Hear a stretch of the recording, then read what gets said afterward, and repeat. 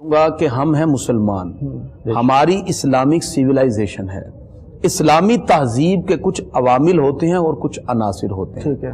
محرم الحرام جب آتا ہے ہمارے اسلامی ممالک کے اندر ایک عجیب کیفیت کا سلسلہ جاری ہو جاتا ہے، وہ اہل بیت سے محبت، اہل بیت کے ساتھ والہانہ عقیدت کا اظہار، اور یہ چونکہ ہماری ایمان میں داخل ہے یہ محبت۔ اسلامی تہذیب کے اندر جہاں عوامل اور عناصر ذکر کیے گئے وہاں انسان کے ذاتی فکر کے ساتھ ساتھ اس کو کچھ عملی طور پر اپنانے کو بھی حکم دیا جاتا ہے۔ بے شک یہ جملہ اگر آپ سمجھیں کہ اسلامی تہذیب کے جو عوامل ہیں وہ فکر کو چینج کرتے ہیں، وہ سوچ کو بدلتے ہیں، اور جو عوامی اسلامی تہذیب کے عناصر ہیں وہ امپلیمنٹیشن کا نام ہے۔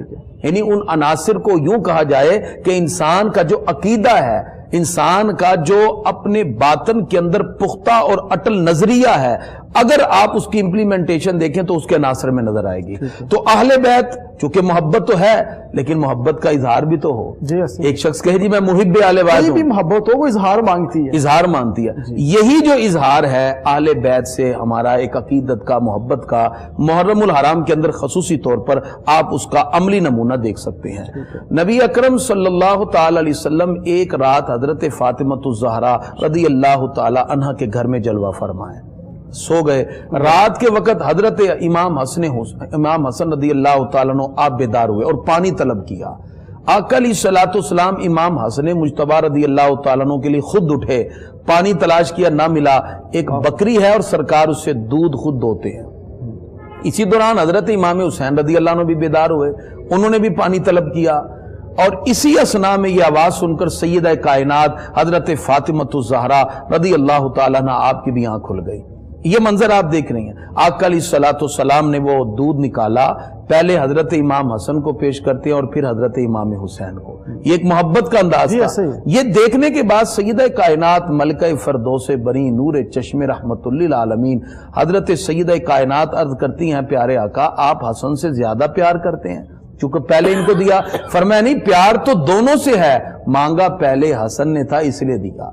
آگے جو جملہ سرکار نے فرمایا، سرکار فرماتے ہیں کہ یہ دونوں حسن و حسین اور حضرت فاطمہ الزہرا رضی اللہ تعالی عنہا کی طرف اشارہ کیا اور فرمایا حاضر راکد، اور یہ سونے والا، یعنی حضرت علی مرتضی شیر خدا رضی اللہ عنہ۔ سرکار فرماتے ہیں جو ان سے پیار کرے گا کان معیا فی جنتی، اللہ رب العزت جنت میں جو مجھ محمد کو درجہ عطا فرمائے گا، اللہ ان سے پیار کرنے والوں کو بھی درجہ عطا فرمائے گا۔ کانا فی درجتی یوم القیامہ، جو میرا درجہ یعنی ان سے پیار کرنے والے کو یہ درجہ ملے گا۔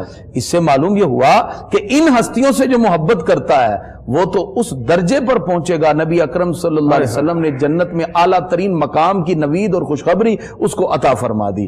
تو در حقیقت اسی محبت اور عقیدت کے اظہار کے لیے ہم یہ ذکر اہل بیت کرتے ہیں، اور ہم چونکہ نبی اکرم صلی اللہ علیہ وسلم کی نسبت سے بات پھر وہی ہے، آقا دو جہاں صلی اللہ علیہ وسلم فرماتے ہیں کہ مثل اہل بیتی کا مثل سفینۃ نوح، میری اہل بیت کی مثال نوح کی کشتی کی طرح ہے، من راکب فیہا نجا ومن تخلف عنہا غرقا، جو اس میں سوار ہو گیا وہ پار ہو گیا، جو اس سے پیچھے ہٹ گیا وہ غرق ہو گیا۔